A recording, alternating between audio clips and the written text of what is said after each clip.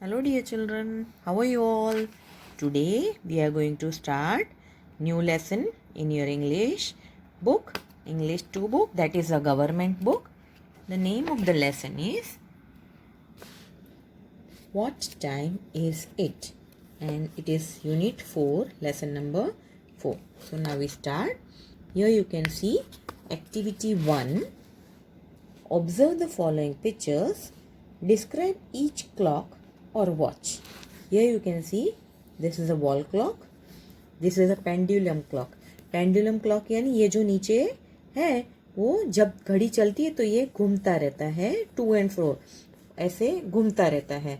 ये अभी तो किसी के घर में होती नहीं, तो आप लोग ये शायद देखी भी नहीं होगी. So and this is a wrist watch जो हम हमारे रिस्ट पे पहनते हैं. Now you have to write a sentence about it. So this it is hung on the wall. ये दीवार पे लगाई जाती है. It is clock used in olden times. ये ऐसी घड़ी पुराने ज़माने में बहुत चलती थी. इसमें ऐसा होता है कि अगर 2 बजे तो 2 बार ये बजता है, टन टन. 5 o'clock है तो 5 बार बजता है, ऐसे होता है. एंड दिस इज वोर on the wrist. Okay, now discuss the following questions with your teacher and friends. How many hands does a watch usually have? Name them. हम लोग घड़ी देखते हैं तो नॉर्मली घड़ी में या तो 2 हैंड्स होते हैं या तो 3 होते हैं, बराबर. तो कौन कौन से हैं? फर्स्ट इज सेकेंड हैंड जो छोटा होता है और फटाफट फटाफट घूमता है. 60 सेकेंड्स में 1 मिनट कवर करता है. दूसरा होता है मिनट हैंड जो 60 मिनट्स में 1 आवर करता है. और एक सबसे छोटा होता है वो आवर हैंड होता है. Now next question is what kind of clocks and watches do you have at your home? आपके घर में कौन कौन सी क्लॉक है? We have wall clocks, wrist watches and alarm clocks. सबके घर में ये सब तो होता ही है. Do you have a wall clock in your classroom? No, we don't have a wall clock in our classroom. नहीं, हमारे क्लासरूम में वॉल क्लॉक नहीं है. So this was page number 28. Now activity 2, we are on page number 29. Read the story. Rip Van Winkle. Rip Van Winkle was a lazy man. He would often go off into the forest with his dog Wolf to hunt for rabbits and squirrels. He would go round and hunt small animals. अभी rib Van विंकल एक lazy आदमी था. Lazy यानी बहुत आलसी, जिसे कुछ काम करना अच्छा नहीं लगता था. ये रहा. और वो हमेशा जंगल में जाता था, फॉरेस्ट में, अपने डॉग के साथ. और डॉग का नाम था वुल्फ. क्यों जाता था वहाँ पे? वो रैबिट यानी खरगोश और स्क्विरल गिलहरी का शिकार करने जाता था. और वो हंटिंग करते करते छोटे छोटे एनिमल्स को मारता था. One day Rip helped a strange old man carry a barrel to a clearing where several others were playing a game. Rip had some of the pink water from the barrel along with his companions. Soon he fell asleep. अभी क्या होता है, एक दिन rib एक अजीब सा old आदमी था. वो एक बैरल यानी एक लकड़े का लिक्विड होल्ड करने के लिए जो कंटेनर होता है वो लेकर जा रहा था. वो अकेला आदमी, तो उसने उसको हेल्प किया. वो उसको एक फॉरेस्ट में खुली जगह होती है जहाँ पे उसको क्लियरिंग बोलते, वहाँ ले जाकर रख रहा था. तो रिप ने उसको हेल्प किया और वहाँ पे कुछ लोग गेम्स खेल रहे थे.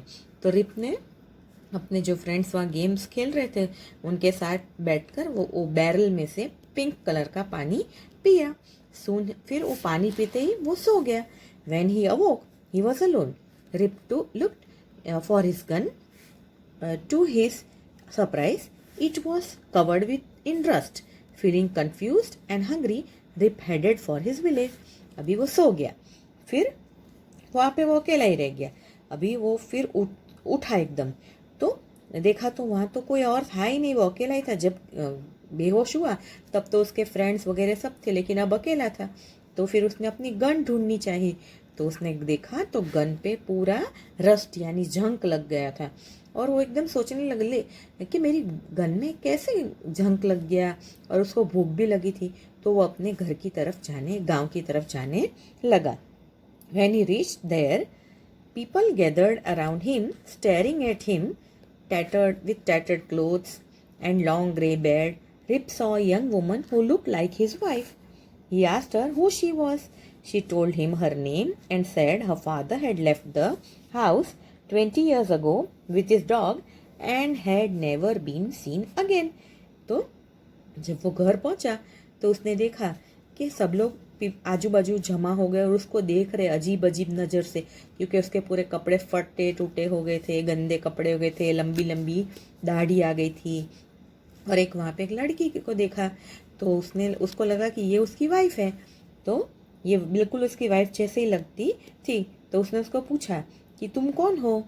तो लड़की ने बोला कि मैं एक रिप वैन विंकल करके एक आदमी की बेटी हूँ और वो हमको यहाँ पे छोड़ के 20 साल से कहीं अपने कुत्ते के साथ चला गया है। Oh, I am your father. वहाँ यहाँ पे लिखा है आई एम यू फादर, आप आर लिख देना। आई एम योर फादर, cried Rip joyfully and told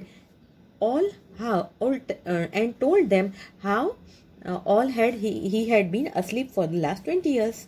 I am your father, उसने बोला मैं तेरा पप्पा हूँ, और सब बातें बताने लगा खुशी से कि मेरे साथ ऐसा हुआ था, मैं एक जगह पे गया था, वहाँ मैंने ऐसे ड्रिंक पिया, तो मैं 20 साल से सोया हुआ ही था। Now fill in the details, name of the character and what she or he did. यहाँ पे हम लिखेंगे Rip Van Winkle, he went to the forest for hunting, बराबर। देन रिप वैन विंकल, फिर से he help the old man carry a barrel, and Rip Van Winkle, he had the pink water from the barrel. Okay, now सब हमने Rip Van Winkle के बारे में ही लिखा। Now coming to the next page, here you can see there is a page number 30, there is a poem, activity 3. Read the poem. Clock tick, clock tick, clock tick, clock tick, it's 6:30 in the morning, have to brush my teeth, have to go through bath, have to get ready for the school. अभी क्या बोल रहे हैं? Clock tick tock आवाज़ करती है, तो सुबह के 6:30 बज गए हैं, मुझे उठना है, मुझे ब्रश करना है, फिर मुझे नहाना है और स्कूल जाने के लिए रेडी होना है। Clock tick, it's 7 in the morning, have to go to the kitchen, have to eat my breakfast then, have the food full me everywhere. बोलता है अभी सुबह के 7 बज गए, मुझे किचन में जाना पड़ेगा, अपने लिए नाश्ता निकालना पड़ेगा, मुझे नाश्ता करना पड़ेगा, और मुझे स्कूल में जाना है तो स्कूल जाके वहाँ जो खाना लेना है वो भी मुझे रेडी करना पड़ेगा। Clock tick, it's 4 in the afternoon, have to do my homework, have to go to play in the garden, have me to relax after the whole day hard work. फिर बोलता है क्लॉक टिक, दोपहर के 4 बज गए, अब मुझे होमवर्क करना है, फिर शाम को गार्डन में खेलने भी जाना है, और इतना सारा पढ़ाई होमवर्क करने के बाद मुझे थोड़ा रिलैक्स भी होना है। Clock tick, it's 9 in the evening, have to settle my bed like a surf, have the burden of the day off, have me win my good night sleep. अभी बोलता है रात के 9 बज गए, अब मैं थक गया हूँ, अब तो मुझे आराम से सो जाना है, और पूरे दिन का बर्डन थकान इतनी लग गई है कि अब मुझे अच्छी तरह सो जाना है और सुबह फिर जल्दी उठना है। So this is page number 30. Now on page number 31, activity 4, ask the following questions to your friend sitting next to you, share the information with your teacher in writing. What are the 3 activities that you do in the morning? I brush my teeth, have a bath, and get ready for school. What are the 3 activities that you do in the afternoon? I have my lunch, do my homework, take a short nap. मैं दोपहर को खाना खाता हूँ, homework करता हूँ और सो जाता हूँ थोड़ी देर. What are the 3 activities that you do in the evening?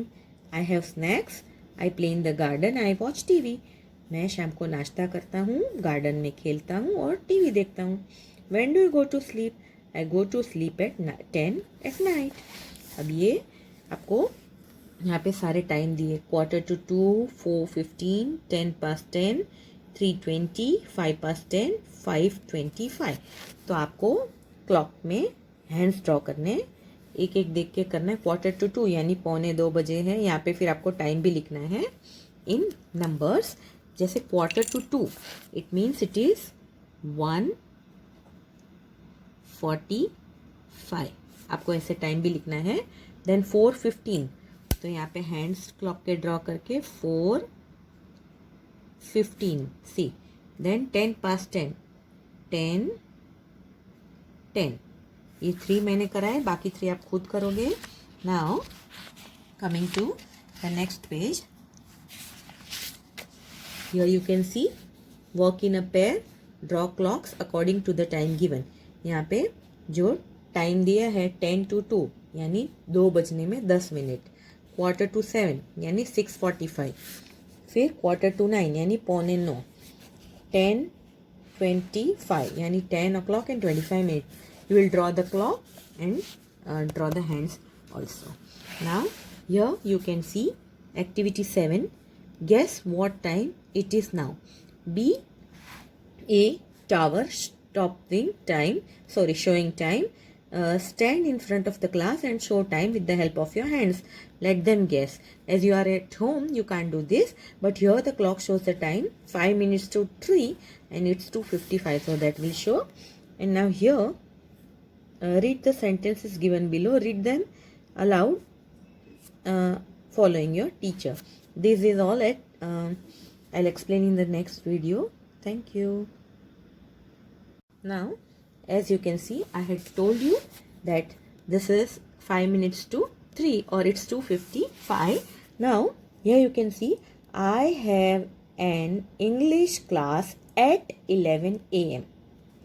I go to bed at 10:30 p.m. My father comes home at lunchtime. In India, usually it rains in June. Do you think we will go to moon in the future? There should be a lot of progress in the next century. Do you play cricket on Sundays? Her birthday is on 7th December. Where will you be on New Year's Day? देखो यहाँ पे eight है, इन है, on है, सब दिया है times बताने के लिए. तो जब परफेक्ट टाइम होता है जैसे 11 है, 10:30 है, एट लंच टाइम, तो हम एट यूज़ करते हैं. लेकिन मंथ होता है या फ्यूचर में कुछ है तो हम इन यूज़ करते हैं. ओके, फिर देखो संडे, मंडे, ट्यूसडे ऐसा कुछ है तो on. Perfect date and month दिया है तो भी on New Year's Day. So this way we will be writing. Now try to make another 10 sentences using in, at or on. Share them with your teacher. We are having only 7 lines, so we are going to write only 7. I have a meeting at 9 a.m. Sharat was born in 2005. I go to the library on Saturdays. We have dinner at 8 p.m. They came to Ahmedabad in 2015. What will you do on Independence Day? Our final exams are in April. So children, this way you will be using at, in and on and write these 7 sentences. Now here you can see, do you know what is AM and what is PM? Read the information given below. Here you can see the Latin abbreviations AM and PM are acronyms that stand for ante-meridiem or post-meridiem, adapted from the conventional 24-hour clock. The 12-hour clock dates back to 1500 BC. Unlike the 24-hour clock, AM and PM designations are used to differentiate between morning and afternoon. AM और PM से हमको पता चलता है, अगर AM लिखा है तो 12 o'clock तक और PM है तो 12 o'clock के बाद. ओके, और anti meridiem means before midday यानी before 12 o'clock in the afternoon, and post meridiem means after midday. Okay, and in Latin, anti means before and post means after. And meridium comes from the Latin words meridis, which means noon or midday. तो AM PM इस तरह होता है. Okay, now activity 10 on page number 35. We are not going to do this because take turns and ask them. Your friends को आपको देखना है कि कहाँ किस टाइम पे क्या टाइम होता है वगैरह. So this we can do only when we are in class.